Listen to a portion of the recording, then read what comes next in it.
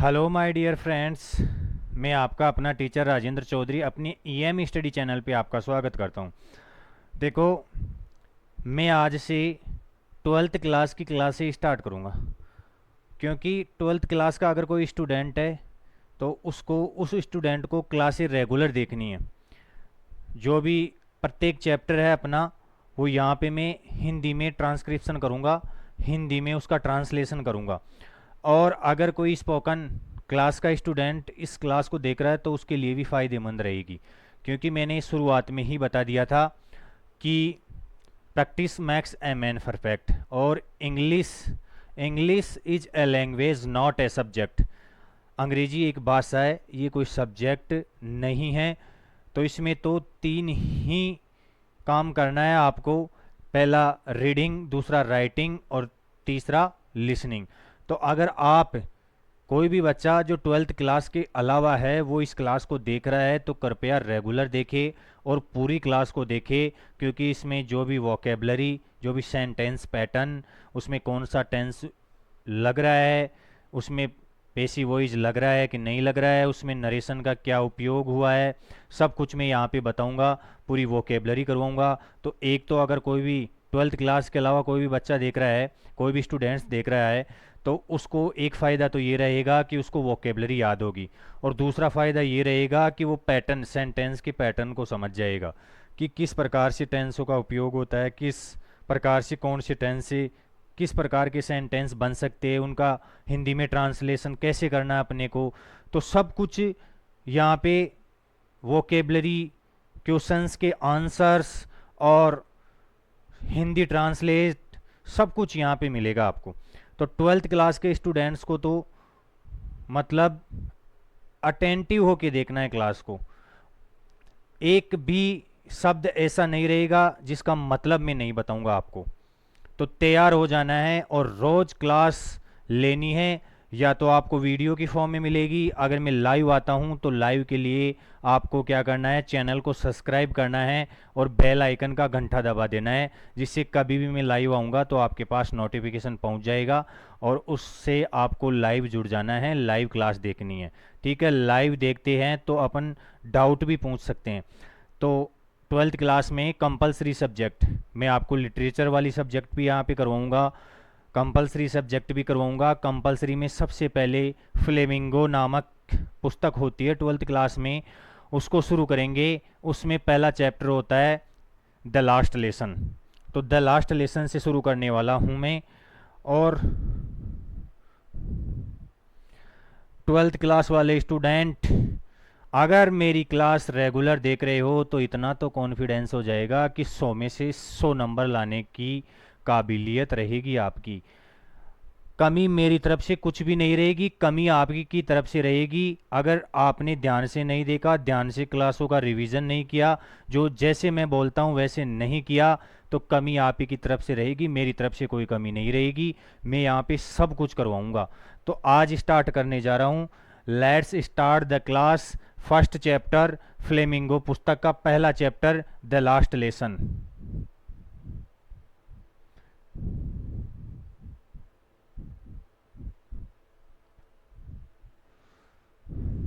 आखिरी अध्याय फ्लेमिंगो का पहला ही चैप्टर है, जिसका नाम है आखिरी अध्याय। इसका पूरा हिंदी ट्रांसलेट करेंगे, इसकी वोकेबलरी देखेंगे, सब कुछ यहाँ पे पोस्टमार्टम करेंगे पूरे चैप्टर का। और बीच बीच में जो भी टेक्सुअल क्वेश्चन आते हैं वो टेक्सुअल क्वेश्चन का भी मैं आपको साथ के साथ आंसर्स देते हुए चलूँगा। और बाद में जो क्या क्या एक्सपेक्टेड क्वेश्चन हो सकते हैं उनके बारे में भी बताऊंगा कि कहाँ से क्वेश्चन आ सकता है। तो सबसे पहले ऑथर के बारे में पढ़ते हैं। इस चैप्टर को किसके द्वारा लिखा गया था, किन परिस्थितियों में लिखा गया था, ऑथर कौन है और वो क्या संदेश देना चाहता है। तो सबसे पहले अबाउट ऑथर, ऑथर के बारे में पढ़ रहे हैं। थोड़ी सी स्लाइड बड़ी कर लेता हूं मैं।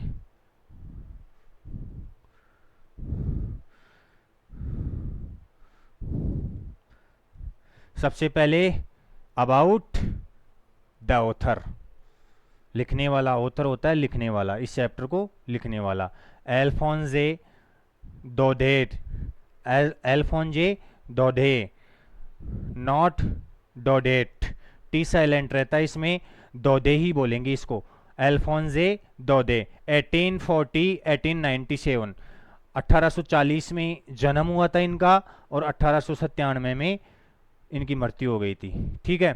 वाज ए फ्रेंच नॉवलिस्ट, यह एक फ्रेंच नॉवलिस्ट थे। नॉवलिस्ट कौन होते हैं? उपन्यासकार।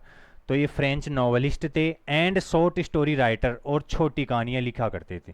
ठीक है।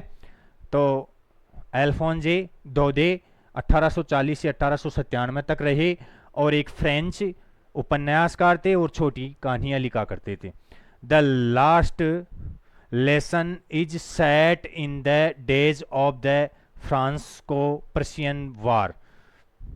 फ्रांको पर्शियन वार, ये जो लेसन है ये फ्रांस और पर्शिया के बीच में जो वार चल रहा था, जो युद्ध चल रहा था 1870 1871, 1870 और 1871 में जो दोनों देशों के बीच, पर्शिया और फ्रांस के बीच में जो वार चल रहा था, उस समय लिखा गया था in which France was defeated by Persia. France को किसके द्वारा हरा दिया गया था? पर्शिया के द्वारा। लीड बाय बिस्मार्क, जिसका नेतृत्व कौन कर रहा था? बिस्मार्क। और इस बिस्मार्क के बारे में आपको थोड़ी बहुत जानकारी होनी चाहिए। ये बिस्मार्क जर्मनी के एकीकरण के लिए जाना जाता है, और हमारे इंडिया में भी बिस्मार्क के नाम से किसको जाना जाता है, बता सकते हो आप? चलो मैं ही बता देता हूँ। इंडिया में बिस्मार्क के नाम से सरदार वल्लभ भाई पटेल को जाना जाता है, क्योंकि उन्होंने भी भारत के एकीकरण में सक्रिय भूमिका निभाई थी, और ये भी एक राजनेता थे।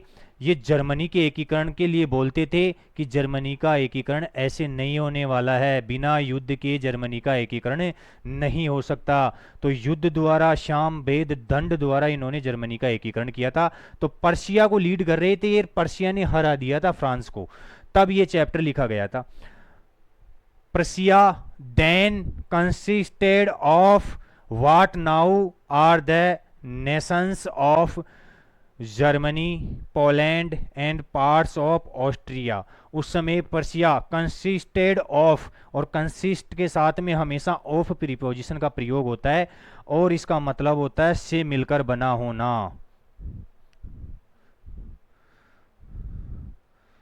चलो इसको 1 नंबर नाम दे देता हूं मैं, और 1 नंबर की मीनिंग यहां पे करवा देता हूं।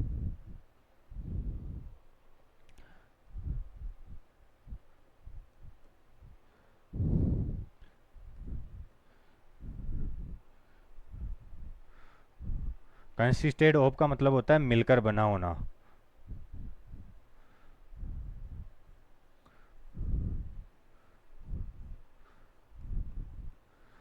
तो उस समय पर्शिया किस किस से मिलकर बना हुआ था?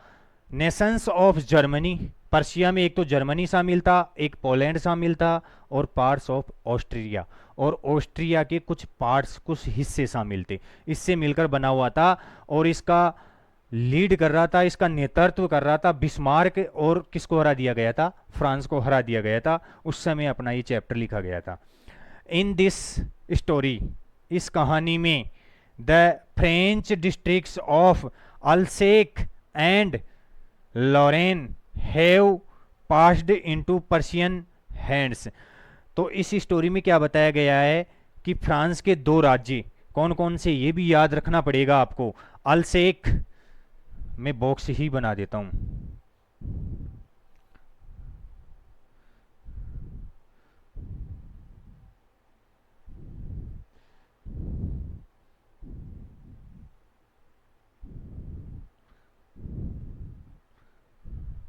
ठीक है, रेड कलर से बना रहा हूं। तो अल्सेक एंड लॉरेन,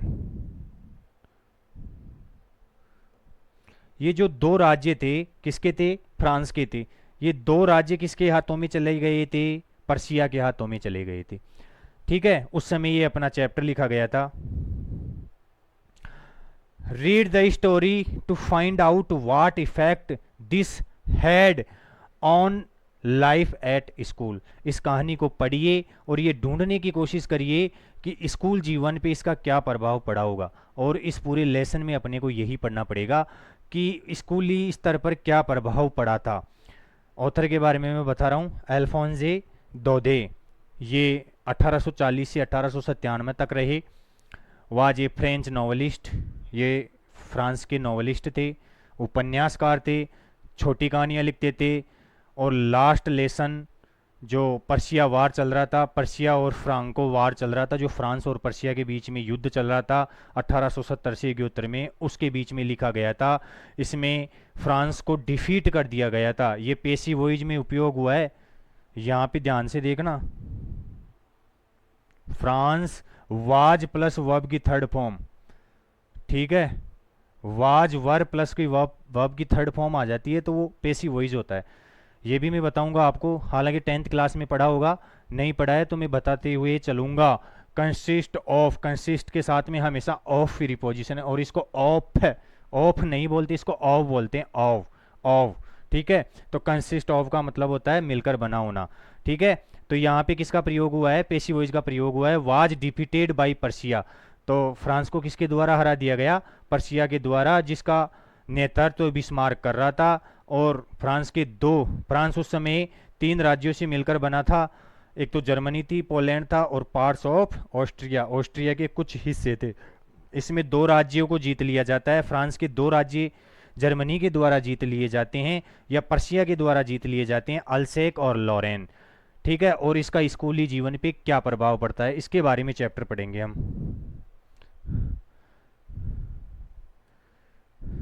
अब यहां से अपना चैप्टर स्टार्ट हो जाता है, ध्यान से सुनना है। और सबसे बढ़िया तो यही रहेगा, अगर आपके पास किताब है, फ्लेमिंगो पुस्तक है, बुक है, तो उसको खोलकर ही बैठे, तभी ही बेटर समझ में आएगा। जैसे जैसे मैं पढ़ाता हुआ चलता हूँ, अंगुली उस लाइन के ऊपर होनी चाहिए आपकी। और जो भी मीनिंग बताता हूँ, नोटबुक और पेन भी साथ में रखना है, उस मीनिंग का तुरंत हिंदी में अर्थ लिख लेना है। I started for school very late, मैं स्कूल के लिए बहुत देर से शुरू हुआ जाने के लिए। और अंग्रेजी को पढ़ने का तरीका भी बता देता हूँ, जब तक फुल स्टॉप नहीं आता है तब तक आपको रुकना नहीं है, पढ़ना है, ठीक है। मैं भी यही करने वाला हूँ, पूरे सेंटेंस को पढ़ूंगा, फिर उसके टुकड़ों में आपको हिंदी में ट्रांसलेट करके बताऊंगा। तो इससे फ़ायदा ये रहेगा कि पूरा सेंटेंस पढ़ेंगे तो अपने को समझ में आ जाएगा कि क्या कहना चाह रहा है, ठीक है। और जो भी मीनिंग मेरे को लगती है कि बताना ज़रूरी है, उसका मैं हिंदी में ट्रांसलेट करके बताऊंगा आपको। और आपको बिल्कुल भी टेंशन नहीं लेनी है, अगर छोटे से छोटी भी मीनिंग नहीं आती है, ये तो आपको वीडियो की फॉर्म में मिल रहा है। अगर कोई भी दिक्कत होती है तो तुरंत आप कमेंट बॉक्स में लिख सकते हो कि सर मेरे को यहाँ पे प्रॉब्लम है, मैं आपको तुरंत सॉल्यूशन प्रोवाइड करवाऊंगा, ठीक है। तो करते हैं अपना चैप्टर स्टार्ट। और बिल्कुल नो टेंशन हो कि चैप्टर को पढ़ना है, किताब साथ में रखनी है, नोटबुक साथ में रखना है, और पेन साथ में रखना है, मीनिंग साथ के साथ लिखते जाना है। बेटा एक तरीके से मैं बताऊं तो अंग्रेजी की आत्मा वोकेबलरी को ही बोला जाता है। अगर वोकेबलरी का कलेक्शन है ना आपके पास, तो ग्रामर कोई इतना भारी भरकम पहाड़ नहीं है, इसको तोड़ने में अपने को हजारों साल लग जाए, कुछ भी नहीं है बेटा। ग्रामर 15 से 20 दिन में तैयार कर सकते हैं। अगर वोकेबलरी है हमारे पास तो हर चैप्टर पे अपनी कमांड होगी। वोकेबलरी ज़रूरी है, जो भी वोकेबलरी बताता हूँ उसको साथ के साथ लिखना है। ये मैं क्लास में कम से कम 3-4 बार रिपीट कर दिया है मैंने ये शब्द, इसका मतलब मीनिंग्स याद करनी ही है। I started for school very let that morning and was in great dread of a scolding, especially because M. Hamel had said that he would question us on participle, and I did not know the first word about them. यहाँ पे full stop आया है तो यहाँ तक पढ़ना पड़ा मेरे को, यहाँ तक पढ़ना पड़ा। अब ये क्या कहने की कोशिश कर रहा है, I started for school very late. Started का मतलब तो समझते होंगे ना, शुरू करना। I started for school very late, मैं स्कूल के लिए बहुत देरी से शुरू हुआ। दैट मॉर्निंग, उस सुबह मैं स्कूल के लिए बहुत देरी से शुरू हुआ। And was in great dread hope, ये मीनिंग आपको लिखनी है, इन ग्रेट ड्रीड ऑफ, इसका मतलब होता है अत्यधिक भय में होना। In great fear.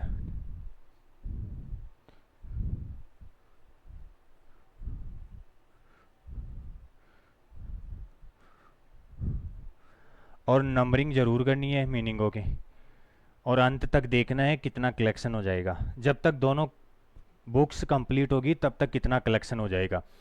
तो आई started for school very let that morning, मैं उस सुबह स्कूल के लिए देरी से शुरू हुआ, देरी से निकला घर से। And was in great dread of a scolding, और मुझे इतना अधिक भय था। स्कोल्डिंग का मतलब होता है डांटना।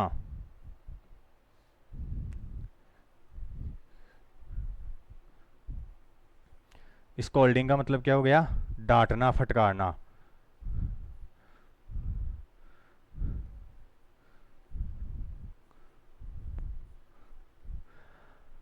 क्यों मेरे इतना भय क्यों था? क्योंकि मेरे को डांट फटकार मिलने वाली थी।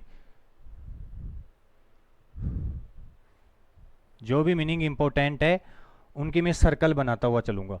इन great dread of a scolding, क्योंकि मेरे को डांट फटकार का अत्यधिक भय था। स्पेशली, मुख्यतः, बिकॉज, क्योंकि एम हेमल हैड सेड, क्योंकि एम हेमल कह चुके थे, क्या कह चुके थे? That he would question us on participle, कि मैं तुम्हारे को किसके ऊपर क्वेश्चन पूछूंगा? पार्टिसिपल के ऊपर क्वेश्चन पूछूंगा। पार्टिसिपल ग्रामर का एक चैप्टर होता है, वर्ब को तोड़ मरोड़ के एडजेक्टिव वगैरह बना दिया जाता है, उसे पार्टिसिपल कहते हैं। ठीक है, तो इतना ध्यान नहीं देना आपको, तो इतना ही ध्यान रखना है कि उस दिन एम हेमल कह चुके थे, क्या कह चुके थे? कि मैं तुम्हारे को किस पे क्वेश्चन पूछूंगा? पार्टिसिपल्स पे क्वेश्चन पूछूंगा।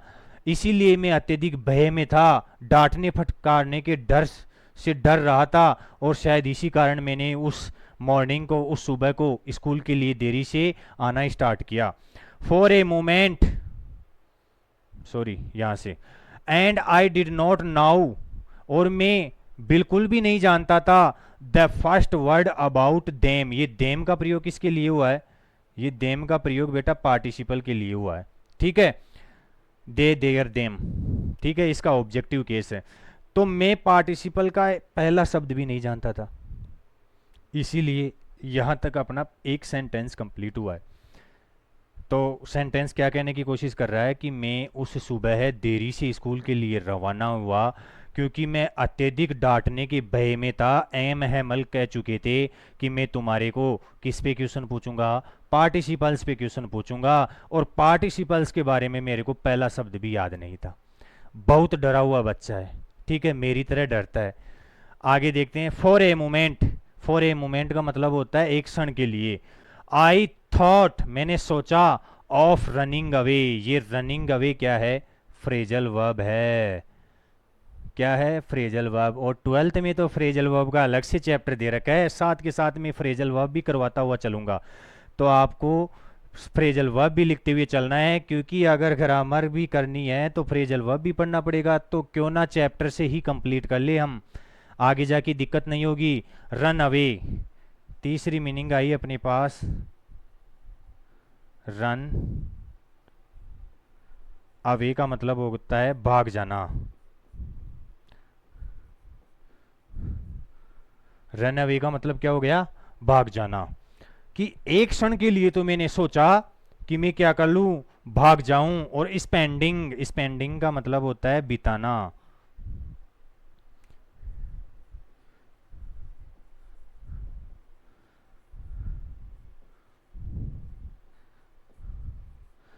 हिंदी में थोड़ी अशुद्धि हो सकती है, हालांकि मैं कोशिश करता हूं कि हिंदी भी शुद्ध लिखूं, लेकिन हिंदी में अशुद्धि हो सकती है। आपको टेंशन लेने की ज़रूरत नहीं है, आपको अंग्रेजी में परफेक्ट करके छोड़ना है, हिंदी से मेरे को कोई मतलब नहीं है।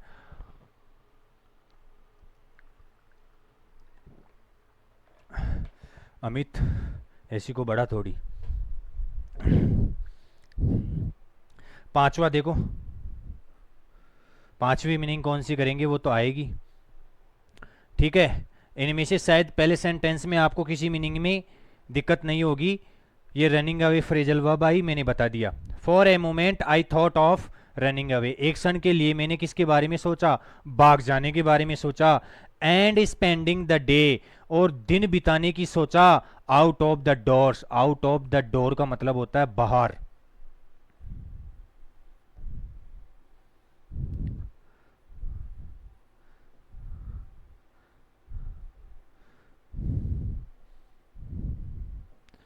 दरवाजे से बाहर, इसका मतलब बाहर ही हो गया। आउट ऑफ द डोर, और पूरा दिन मैंने बाहर बिताने की सोची।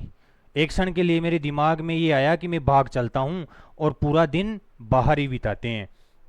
यहां तक हो गया, दो सेंटेंस कंप्लीट हो गए अपने।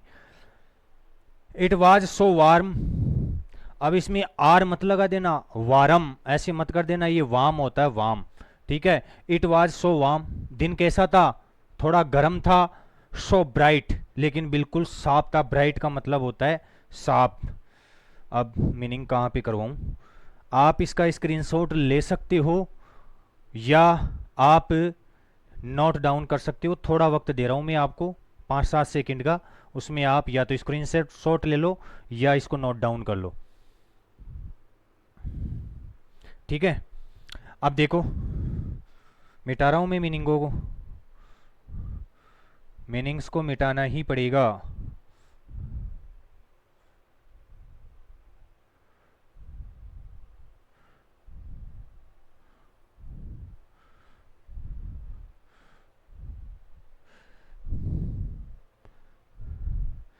चलो,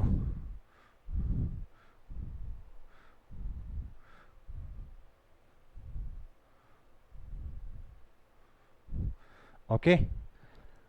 तो दिन, उस दिन कैसा था, वार्म था, थोड़ा गर्म था, और ब्राइट बिल्कुल साफ था।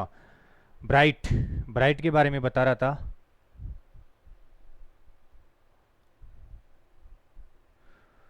ब्राइट का मतलब होता है चमकीला।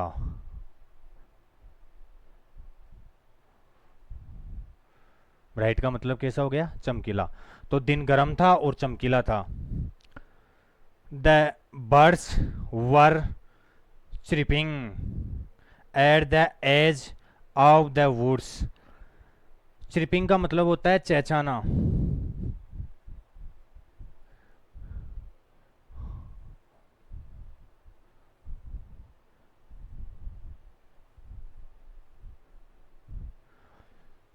और वुड्स का मतलब होता है जंगल।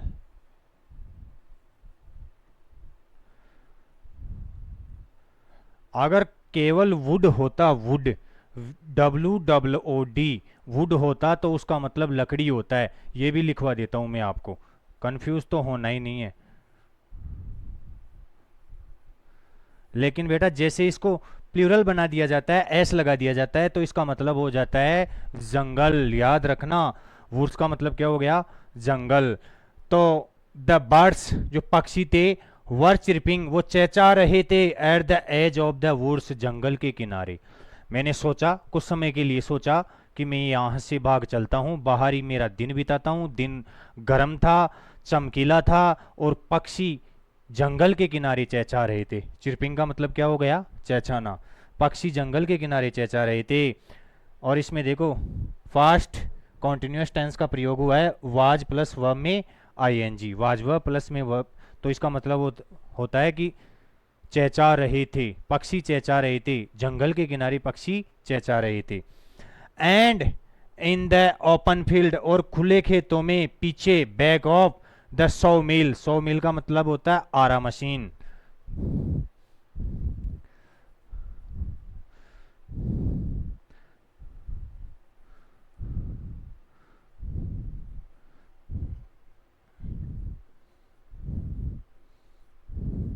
आरा मशीन, ठीक है। सौ मील का मतलब क्या हो गया, आरा मशीन।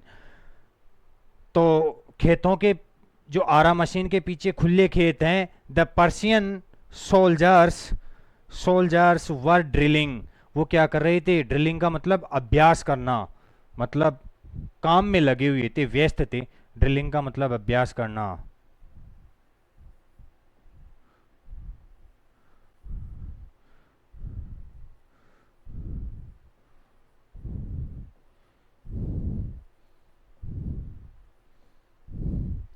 अभ्यास करना, ठीक है।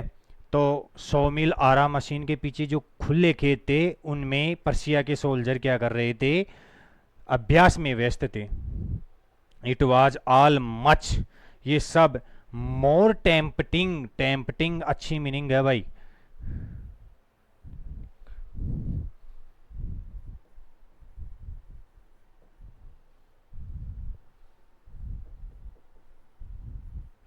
लुभावना,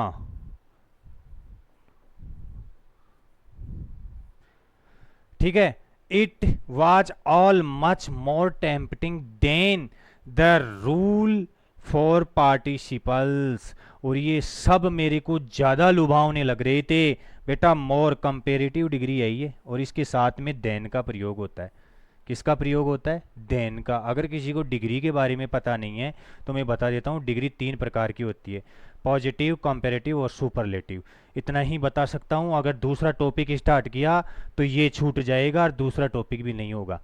तो अगर आपको डिग्री पढ़नी है तो 8th क्लास की ग्रामर उठा लेना और उसमें से पढ़ लेना।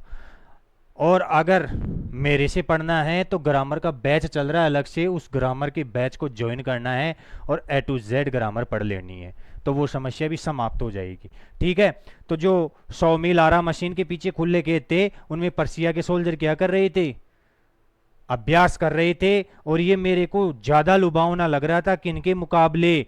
Rule for participles. जो पार्टिसिपल्स पे एम है मल ने जो रूल दिए थे कि मैं कल ये रूल्स पूछूंगा आपको, उससे ज्यादा लुभावना मेरे को बाहर जाना लग रहा था।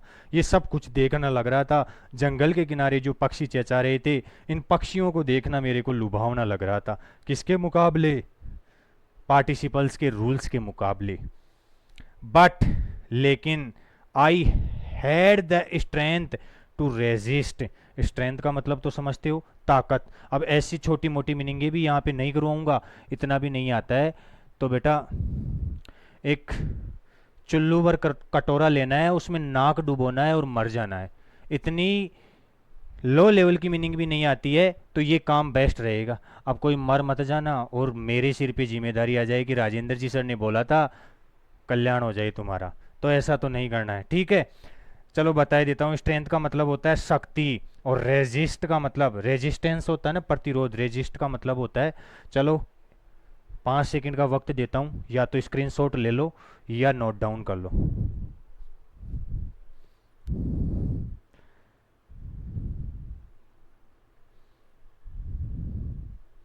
ओके, इतना ही टाइम मिलेगा। वीडियो को पॉज करना है और नोट डाउन करना है, इसके अलावा और कोई उपाय नहीं है।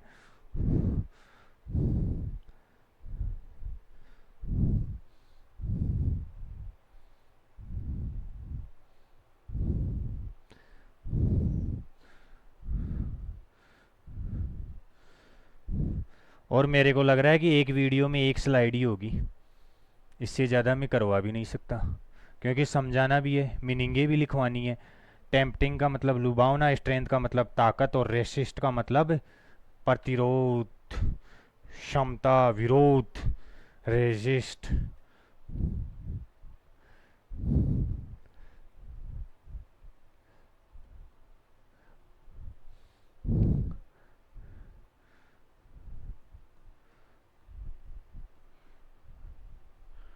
या सहन शक्ति।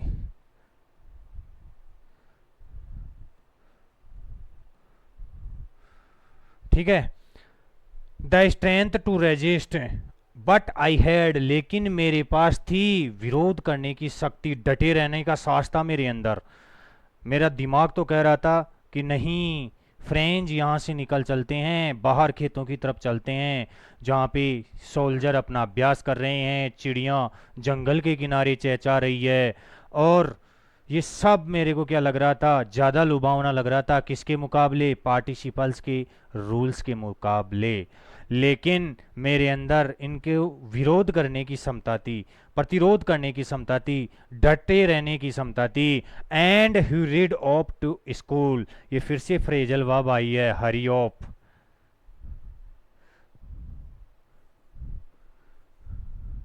हरी ऑफ का मतलब होता है जल्दी करना। दो फ्रेजल वर्ब बता दिए मैंने आज, और जितनी भी मीनिंगें होती है वो मीनिंग्स बता दिए मैंने। Hurry up. कहीं भी कोचिंग में जाओगे ना आप, जब कंपटीशन की कोचिंग में जाओगे, ऑफलाइन कोचिंग ढूंढने की कोशिश करोगे, तो हर कोचिंग के आगे बैनर लगा हुआ होगा और उसमें लिखा होगा हरी अप, हरी अप, जल्दी करो जल्दी करो। हरी ऑफ का मतलब होता है जल्दी करना। लेकिन and hurried off to school, और मैं जल्दी से किसके लिए निकल गया, स्कूल के लिए निकल गया। यहां तक समझ में आया। एक बार सरसरी निगाहों से देखो, दो ईडियम होते हैं, ईडियम फ्रेज भी आपको याद करने हैं, कोई ईडियम फ्रेज आता है वो भी मैं आपको बता दूंगा, लेकिन अपनी क्लास चल रही है अलग से वोकेबलरी की, उसमें ईडियम फ्रेज करवा रहा हूं मैं। ईडियम फ्रेज भी आपको साथ के साथ याद करते रहना है। एक होता है बर्ड आई व्यू, एक ईडियम होता है बर्ड्स आई व्यू, मतलब पक्षी की निगाहों से देखना, इसका मतलब सरसरी निगाहों से, हाँ हो गया ऐसे देख के छोड़ देते हैं। एक होता है ईगल आई व्यू, इसका मतलब होता है ध्यान से देखना। ईगल क्या करता है, अपनी शिकार पे नज़र रखता है और जहाँ पे भी शिकार होता है तुरंत दबोच लेता है। तो आपको क्या करना है, सबसे पहले तो मेरे साथ में अच्छे से पढ़ना है। आज तरीका समझ में आ गया कैसे पढ़ने वाले हैं, मीनिंग पूरी साथ के साथ करेंगे। जो भी फ्रेजल वर्ब आती है उसके आगे ब्रैकेट में पी बनाते हुए चलना है, इस प्रकार से। यहाँ पे बता रहा हूँ मैं आपको किस तरीके से अपने नोट्स तैयार करने हैं। ब्रैकेट में पी बना देना है और फिर समझ जाना है कि ये फ्रेजल वर्ब है, और फिर हिंदी में मीनिंग लिखना है आपको, इस तरीके से करना है। और बाकी की मीनिंग्स तो अपने को करना ही करना है। मैं दोबारा से सरसरी निगाहों से इसका हिंदी अर्थ बता रहा हूँ, एक स्लाइड हुई है, चैप्टर थोड़ा बड़ा है, इस तरीके से करेंगे तो 5-7 दिन तो लगेंगे ही लगेंगे। आई started for school very let that morning and was in great read of a scolding, especially because of M. Hamel had said that he would questions us on participles and I had not now the first word about them. उस दिन में, उस सुबह को मैं school के लिए देरी से शुरू हुआ क्योंकि मैं अत्यधिक डांटने के फटकारने के भय में था। स्पेशली, मुख्यतः किसके लिए, एम एम एल ने बोला था कि आप पार्टिसिपल्स के जो भी रूल्स है, जो भी क्वेश्चन है वो याद करके आओगे, लेकिन इन पार्टिसिपल्स के क्वेश्चंस के बारे में मेरे को पहला शब्द भी याद नहीं था। यहां तक हो गया। For a moment I thought of running away and spending the day out of doors. एक क्षण के लिए मैंने सोचा कि बाहर भाग चलता हूं और पूरा समय बाहर ही बिताता हूं। It was so warm so bright, थोड़ा गर्म और थोड़ा चमकीला दिन था। The birds were chirping at the edge of the woods, और जो पक्षी थे वो जंगल के किनारे चहचहा रहे थे। And in the open field back of the सॉमिल the Persian soldiers were drilling, और जो सॉमिल के पीछे खुले खेत थे, जो आरा मशीन के पीछे खुले खेत थे, उनमें पर्शियन के सोल्जर क्या कर रहे थे, पर्शिया के सोल्जर अभ्यास कर रहे थे। It was all much more tempting than the rule for participles, ये सब कुछ मेरे को पार्टिसिपल्स के नियम के मुकाबले ज़्यादा लुभावने लग रहे थे। कि क्लास को छोड़ देते हैं, वहाँ पे जाते ही राजेंद्र जी सर पार्टिसिपल्स पे क्वेश्चन पूछेंगे, अगर पार्टिसिपल्स पे क्वेश्चन नहीं आया तो धुलाई करेंगे बेटा, ठीक है। तो उसके मुकाबले मेरे को ज़्यादा लुभावना क्या लग रहा था, ये खेतों में घूमना, जंगल में घूमना। But I had the strength to resist, लेकिन विरोध करने की क्षमता थी मेरे अंदर, स्ट्रेंथ थी। And hurried off to school, और मैं जल्दी से किसके लिए रवाना हो गया, स्कूल के लिए रवाना हो गया, कि स्कूल ही चलना है, पूछेंगे तो पूछेंगे, कल मीनिंग्स याद करके ही क्लास को अटेंड करना है। और ऑथर के बारे में और इस स्लाइड में से कोई दिक्कत हो तो कमेंट में लिख के पूछ लेना है। That's all for today, thank you.